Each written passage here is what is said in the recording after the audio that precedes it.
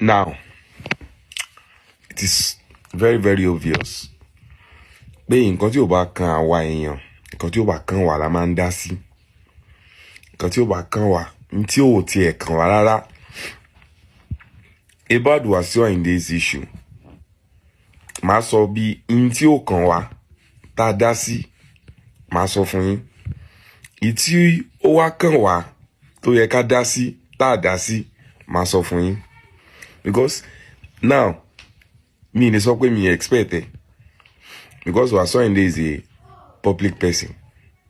So everybody mama gbé opinion titi ẹ bó ṣe. So opinion titi ẹ nìyẹn. So opinion tèmi náà try kó jẹ́ kí èmi náà sọ tèmi. Dem máa attack mi tó bá dé fẹ́ bú mi wàhálà tí yín nìyẹn ṣe máa bú mi. Bẹ̀rẹ̀ ṣe ń bú mi ẹ rí pé mò ń fine sí mi, mò ń fresh sí mi. Ọlọ́run. Now, who is Wasiu Ayinde? Alhaji Wasiu Ayinde Marshal, K1 the Ultimate. Who is he? Alhaji Wasiu Ayinde is a Nigerian musician. A Nigerian musician is an entertainer. Entertainer. Quote me. Entertainer. You see, àwa èèyàn là ń pè ní olóṣèlú. Òun gangan fún rẹ̀ àti lè sọ wípé Wasiu olóṣèlú ni.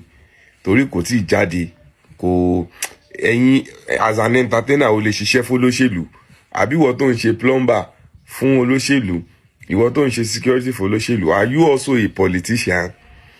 So àti rí ambition ẹ̀ kò tí nǹkan tá lè fi sọ wípé 100% olóṣèlú ni. So lákọ̀ọ́kọ́, let me address the video tóun àti aṣíwájú jọ ṣe. Some people say it's disrespectful, bó ṣe ń bá aṣíwájú sọ̀rọ̀ ṣe gbàṣàwò. To my own, no. That's a times of hype. How he can show where anytime me at wow, as an entertainer, is an entertainer. Wasiu Ayinde should do anything to entertain us, even with microphone or not with microphone. Tó bá ń bá okay, kí ni aṣíwájú fi mọ̀, ó mọ̀ as entertainer. Mo sọ fẹ́ nìkan pé ẹni ó ń lówó fún Jagaban, kò possible kan lówó fún Jagaban. Tó má dẹ̀ lówó fún àwọn owó kan wà tó jẹ́ pé ó níyì ju ẹ lọ.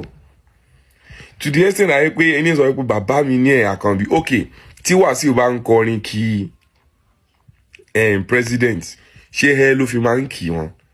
Ṣé ẹ ló fi kí ọkọ ya? So I don't know why we people, and by the way, ìyẹn gan kò sí nǹkan tó kàn wá. Tí President Bari as a very bad thing kan lọ gbé wọn. Àbí?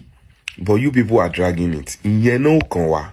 One, because it's supposed to be between him and Aṣíwájú. That's kò kàn wá. Video yẹn ò kàn wá. Ẹgbẹ́ àwọn èèyàn tó ń gbé kiri wẹ̀ ó normal because he's an entertainer. Ẹ dẹ̀ fi ń fún lórúkọ sí ni. Kò dẹ̀ sí nǹkan tó máa ṣe. That's one. Second one, títàwọn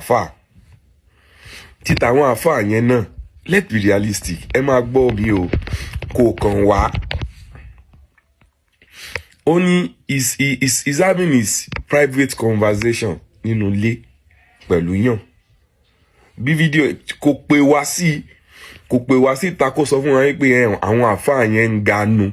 So he was having a conversation nínú ilé ẹ̀. Ẹni tó dẹ̀ believe pé òun fẹ́ ṣe fídíò, ó post ẹ̀ fún wa láti máa sọ̀rọ̀ nípa ẹ̀. Meanwhile, tán bá ní kẹ́ mú àwọn àfáà tán ní wọ́n ń ganu yẹn wá, àárí àfáà yẹn sójú báyìí. So mo expect pé kò yẹ kó dùn àfáà kankan. Tó bá jẹ́ wípé o ò sí ní ibi tí wọ́n sọ yẹn lóòótọ́, o ò lọ ganu. Ẹni tán bá dẹ̀ invite, tó bá yẹ kó lóòótọ́ àwọn náà invite àwọn àfáà, kò ní ever sọ wípé àwọn àfáà wá ganu. So definitely àwọn tó wá ganu yẹn, they are not invited. Everybody will address the case yẹn. Because àwọn tó bá invite kò lè sọ fún wọn pé wọ́n wá ganu. So wọn kò invite wọ́n wá lọ ganu. I don't know if you understand. And everybody is saying bó ṣe máa ń sọ̀rọ̀ sáwọn àfáà nìyẹn, wọ́n lọ gbé fídíò pàtí ìyá Saheed Òṣùpá wá. But yet àwọn àfáàmọ́ kò máa ń sọ̀rọ̀ sáwọn, wọ́n dẹ̀ tún lọ sí ilé ẹ̀. Okay, fídíò yẹn tún wá jáde kí pàtí yẹn kú ọ̀la. Yet àwọn àáfàá dẹ́sì tún pọ̀ tí wọ́n tún lọ síbẹ̀. So àwa èèyàn làwa ń jà fún àwọn àáfàá. What is our own? Kí ló kàn wá? What is my own? The matter is between him and the àáfàá. Don't forget, olórin ayé entertainer ni Wasiu Ayinde. So entertainer can do anything. Ó lè decide láti sọ̀rọ̀, ó lè decide pé òun gbégbó síta. Ẹ̀yin lẹ title ẹ̀, ẹ̀yin lẹ sọ the religious person. He never tell you that he's a religious man. He is an entertainer. Wasiu Ayinde is an kò ń ṣolórin ẹ̀sìn. For God's sake. So ó lè believe pé okay, ẹ bá sọ pé ó ní àwọn àfáà ganu. Ní evidence àwọn àfáà kan báyìí. No, they like the part of that apology side. He said òun ò ṣe. Oh man. And by the way, ìyẹn náà kò sí nǹkan tó kàn wá. I saw some people saying about marital life àwọn ìyàwó wọn bọ́n ṣe ń ṣe kínní bọ́n. That is his marital life, his marital affair. We are less concerned. It's between him àtàwọn ìyàwó ẹ̀, kò kàn wá. We are not their family. But ilé tó kàn wá gangan tí gbogbo yín address lélẹ̀. Bàbá Kébé. Bàbá Kébé. Kébé. Alhaji Kollington ayinla. He was not present. Bàbá ò sí ní party yẹn. Ẹ dẹ̀ rí bọ́n ṣe gbé àwọn bàbá wa Òbí Fábíyì síbi tí gbogbo ojú ayé ti máa rí wọn. Quote that as number one. Ìyẹn kàn wá. Because Baba Kebe is an entertainer. Wasiu Ayinde is an entertainer. Then we love him because of Fuji music. We love him because of Fuji music. And gbogbo nǹkan tó jẹ́ níbẹ̀ yẹn lénìí wọ́n lọ represent Fuji music ni. Why tó wá jẹ́ wípé ẹni tí à ń wò as watchman of Fuji music is not there. Ìyẹn gangan mo expect káwọn èèyàn rán mẹ́nu. But everybody don't say it maybe because Baba Kebe, I believe pé influence wọn ò tó láti pull, láti drag K1. And I believe even that one alone is enough láti drag wọn pé báwo lẹ́yìn máa ṣe irú nǹkan máa yẹn tí Baba Kebe ò sí ńbẹ̀. Kí ló ṣẹlẹ̀? Ẹ pé Baba Kebe ṣọ́n pè yín ni. Ìyẹn tó láti drag wọn. Àti wípé olórin tó kọrin bẹ̀ yẹn ṣé Fuji ló ń kọ? Ṣé Fuji ò kì í ṣe orin tó ń kọ níbi 8 days fìdá òní? But why tí oní Fuji tí ó jẹ́ pé oní Fuji ló kọrin bẹ̀ yẹn? Because I can't imagine pé kókò tiẹ̀ jẹ́ pé an upcoming Fuji artist kan náà kàn tiẹ̀ fi party yẹn showcase. Or àwọn tó ń kọ pátá àwọn kan náà gbé máìkì fún. Ọ̀kọ́kọ̀ tiẹ̀ pé okay káàsì mi pé wọ́n fẹ́ pé àwọn oní Fuji tó ti ní star tó máa pé wọ́n wá bias.